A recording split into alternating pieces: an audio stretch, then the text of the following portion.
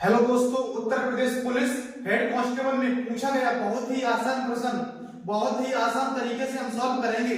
ध्यान से देखिएगा।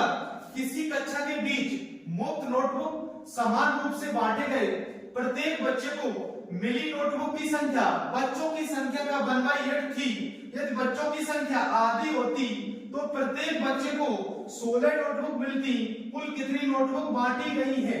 ठीक है भाई, ध्यान से देखो क्वेश्चन को कैसे फिनिश करेंगे। तो इसमें ये कह रहा है प्रत्येक बच्चे को मिली नोटबुक की संख्या बच्चों की संख्या का 1/8 है। तो मैंने इस क्वेश्चन में क्या किया, बच्चों की संख्या को x मान लिया।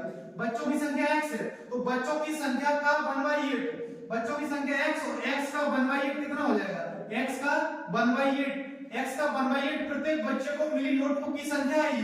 तो अभी हम देखो x बच्चे, टोटल बच्चे कितने x है, तो प्रत्येक बच्चे को नोटबुक मिली वो x/8 मिली। तो इसका मतलब x बच्चे प्रत्येक को कितनी मिली? x/8। तो टोटल नोटबुक की संख्या निकाले तो इसका क्या कर देंगे? मल्टीप्लाई कर देंगे। अब देखो आगे पढ़ते हैं क्वेश्चन को। यदि बच्चों की संख्या आधी होती तो प्रत्येक बच्चे को, बच्चों की संख्या देखो यहाँ x माने तो बच्चों की संख्या आधी होती तो x/2, बच्चों की संख्या आधी होती तो प्रत्येक बच्चे को 16 नोटबुक मिलती।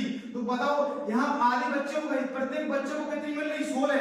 तो आधे बच्चों को कितनी हो जाएगी? इसकी भी मल्टीप्लाई हो जाएगा। तो यहाँ टोटल नोटबुक की संख्या हो गई। तो टोटल नोटबुक की संख्या इधर है और टोटल नोटबुक की संख्या इधर है, तो दोनों को मैंने कर दिया बराबर। अब इसको काट देते हैं भाई। तो यहाँ x का x में मल्टीप्लाई क्या हो जाएगा? x² 8 हो जाएगा और बराबर बताओ x अपॉन कितना हो जाएगा? यहाँ 2 से काट देते 2 8 जा 16 हो जाएगा। कितना बचेगा यहाँ पर बताओ?